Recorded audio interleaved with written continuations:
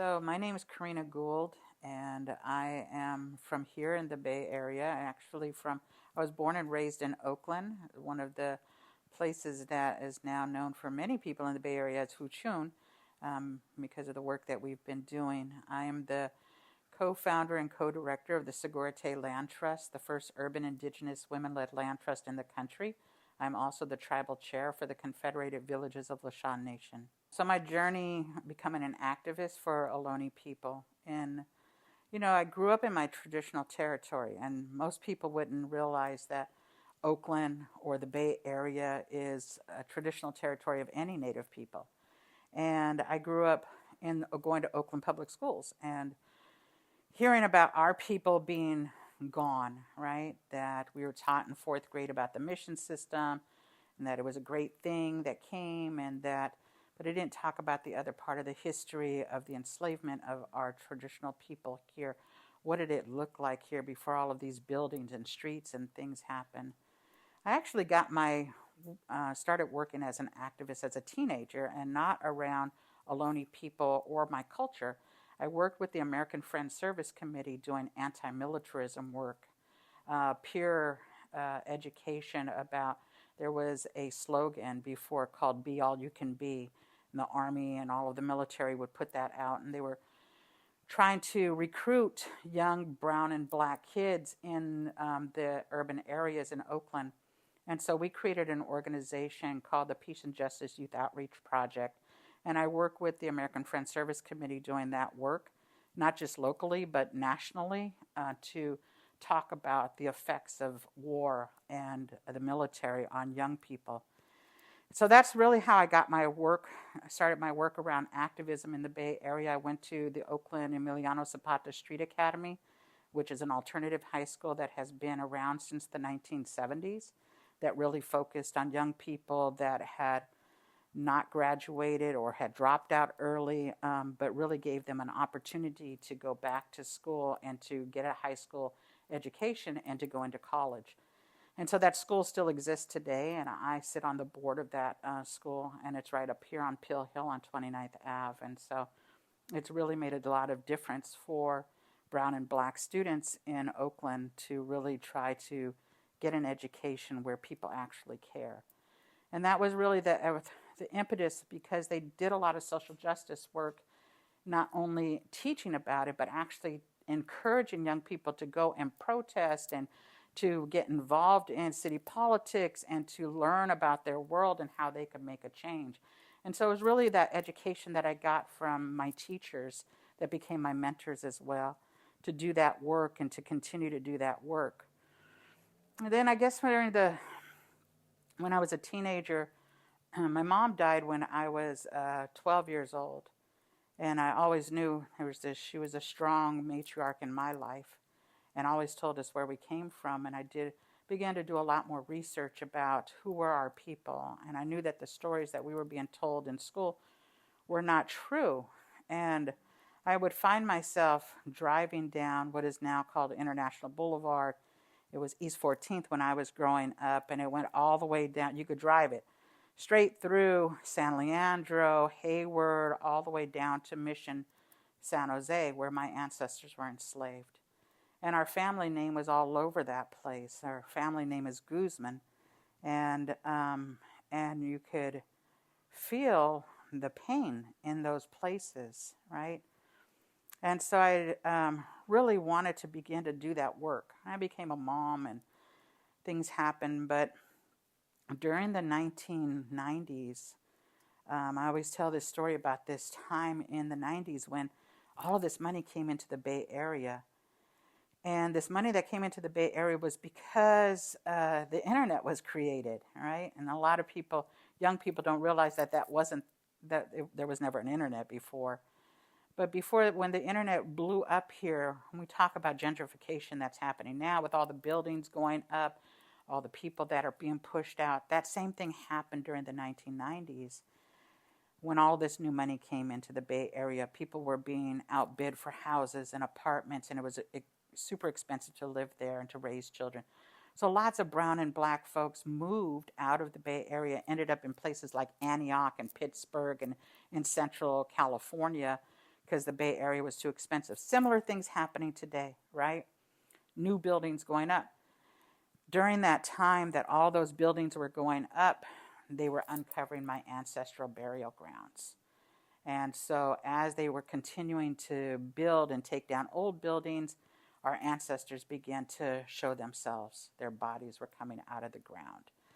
And we were working together. My friend Janella LaRose, who's Shoshone, Bannock, and Ute, raised her children here in the Bay Area with me. And we started an organization called Indian People Organizing for Change to talk about the destruction of what was happening here, but also the many other things that were happening in the Indian community. Our community center had been closed down. The police were actively ticketing our homeless population, Native American homeless population. There were not an engagement with the Native community as there had been before.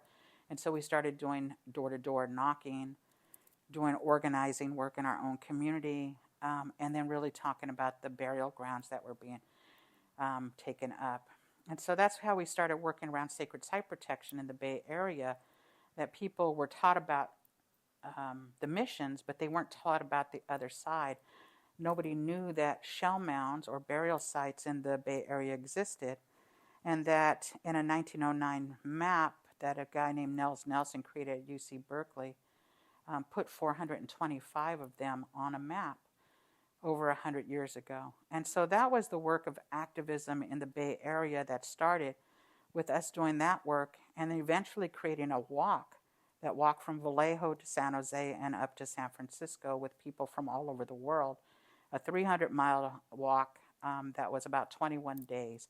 We walked 18 to 24 miles a day, stopping at shell mounds and burial sites of my ancestor, laying down prayers, asking them to remember us as we were remembering them, under parking lots and freeways and streets and bars and schools.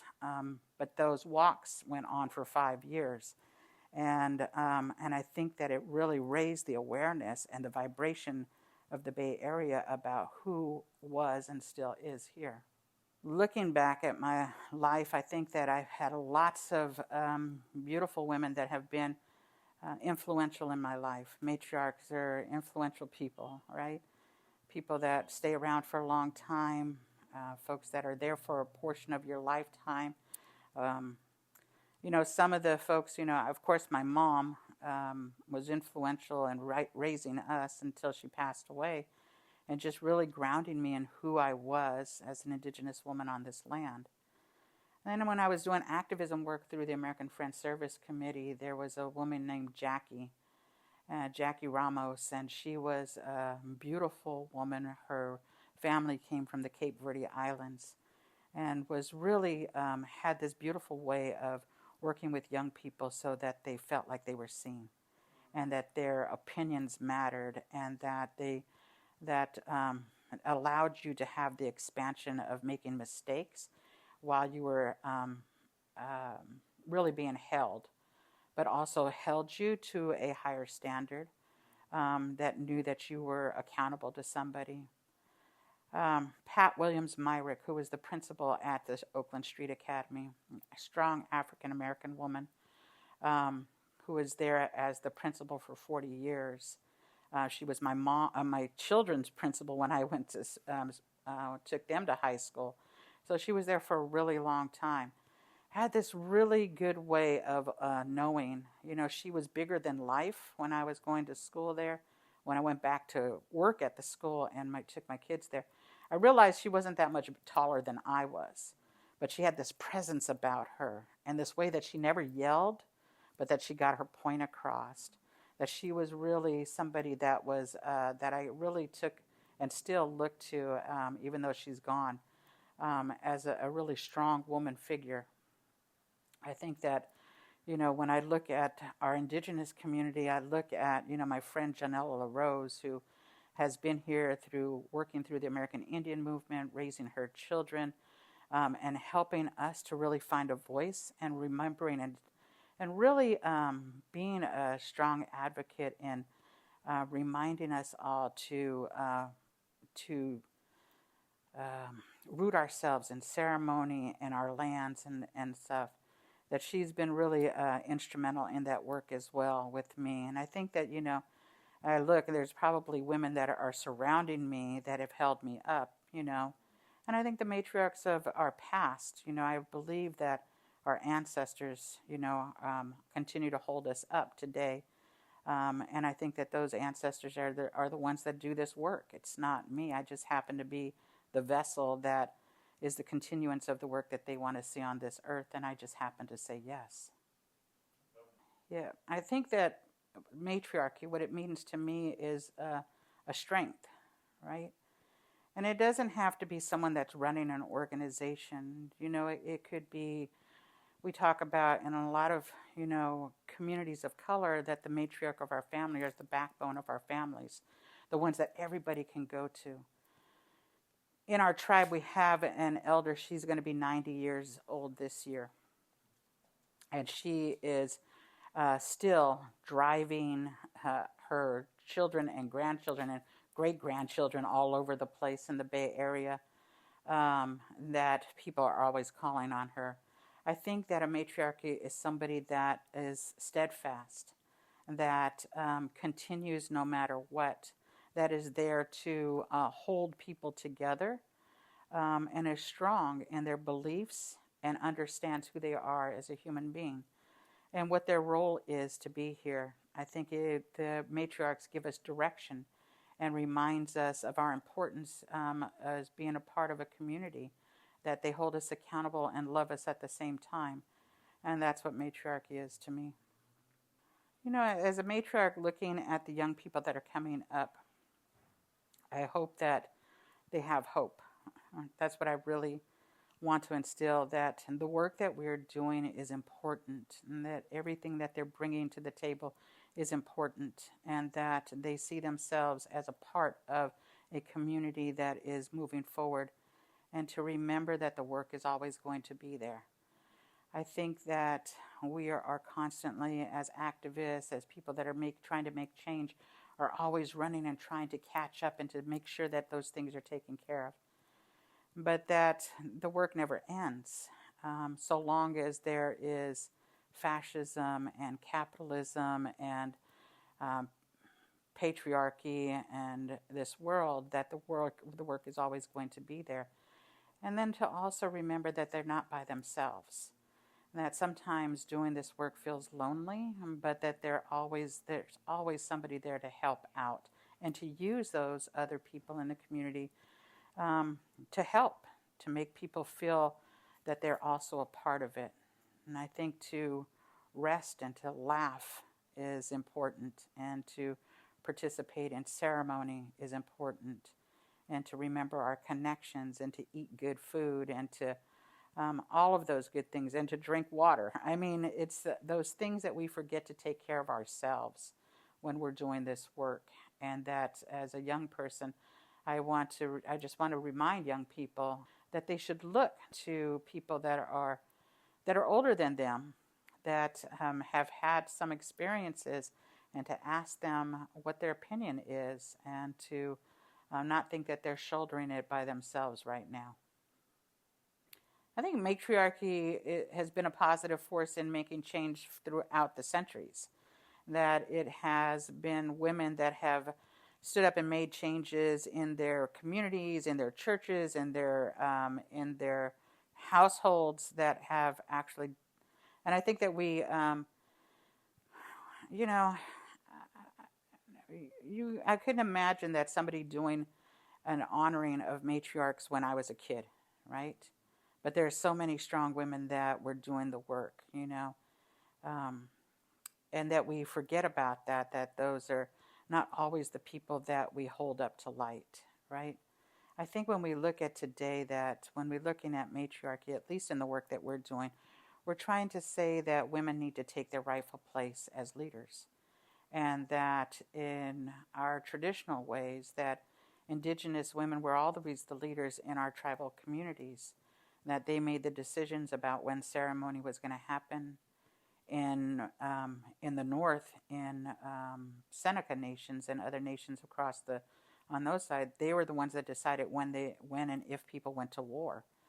They decided what the names of babies were and when ceremonies would take place. That they would, but when you look at today's world, and I especially look at this point where we were all a part of COVID and we're still there. I'm wearing a mask.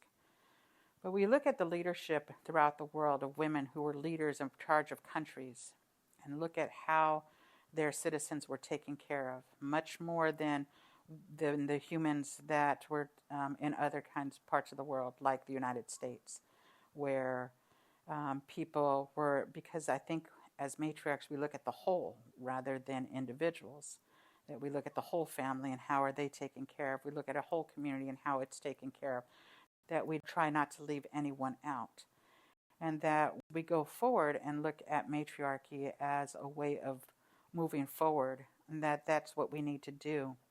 It's our indigenous epistemologies that tell us that we are supposed to look forward to the next 7 generations, that the decisions that we make today affect those next 7 generations to come. And so as matriarchs and leaders, I think that it's a more holistic look and approach to what leadership looks like.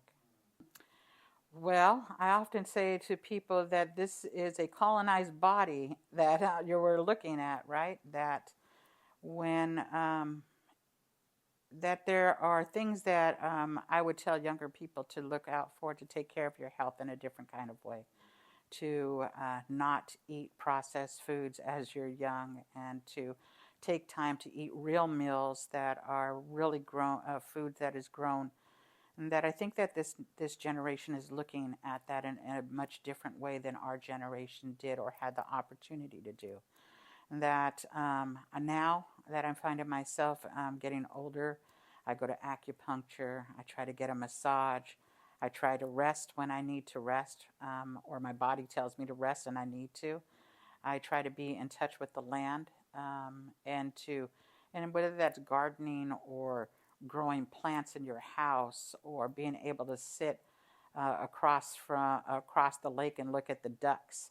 That sitting down and understanding that the earth is actually a teacher and our mother, and that she gives us what we need. And it's also a way for that vibration that we feel in the earth that helps us to regenerate ourselves and to not take those things for granted, to listen to the rain and to stop and listen to birds. Even if you're downtown Oakland, if you pay attention, you can hear them singing. And that's something that we forget to do. And that all of those things are healing. And so the time for you to sit down and even go to Alameda Beach and walk along the waters there and put your feet in the waters, that it's something as human beings are supposed to do. And so I encourage people to take care of themselves in those kinds of ways. I think that matriarchs bring I think that we bring a whole different perspective. And I think I talked about that a little bit in one of the other questions about taking care of the whole, right? And I think I would hope that when we're looking, and we can't say that about all women leaders. I mean, some women leaders have bought into the whole idea of patriarchy and are trying to do the exact same thing that the war machine is trying to do. But when we look at leaders that are looking and taking care of communities, then we understand that they are taking care of the whole. And, you know, we are looking at a time where our rights are still being taken away from us as women. And when Roe versus Wade got overturned, that is it is an assault on women's rights and women's bodies. And it's an idea that we don't have the sense to take care of ourselves. When women are in leadership with each other and are working side by side, nothing is impossible. They could feed thousands of people. That they understand the importance of people not sleeping on the streets, the importance of housing and health care and all of the things that need to be taken care of. The problem is that the systems that are set in place that'll disallow us from doing those kinds of things, I think it's going to take a lot of shaking up, and that women as leaders are the ones that are going to bring balance back into the earth. not just around those systemic changes, but when we're looking at climate disaster, we have to understand that there's an imbalance that's happening and that our Mother Earth is asking us to take a change. I think that women will look at those and eventually will come together in one mind and make those changes on behalf of those yet to be born. I guess the message that I would like to convey to future matriarchs is that to dream, and that when we allow ourselves to dream, nothing is impossible. Don't ask permission to just do it. And if, as a consequence, you need to say sorry afterwards, then that's okay because it's already been done. That if the work is to truly make a better world, that nothing can get in your way because your ancestors are taking care of you. And that when you are afraid, to look for friends and family that are like-minded and to laugh with them and to share a good meal and to cry with them and then to get back up and to continue on. I think recognizing matriarchs and documenting the words that we have to share will help to affect the changes in the next generations.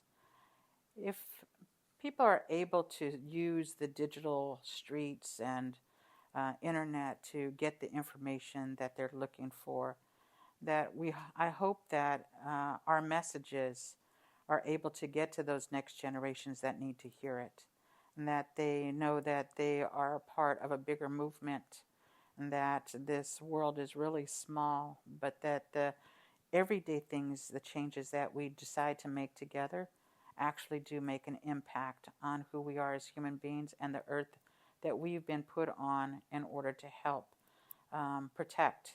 And so I guess that's it. Cameras, yeah, thank you so much.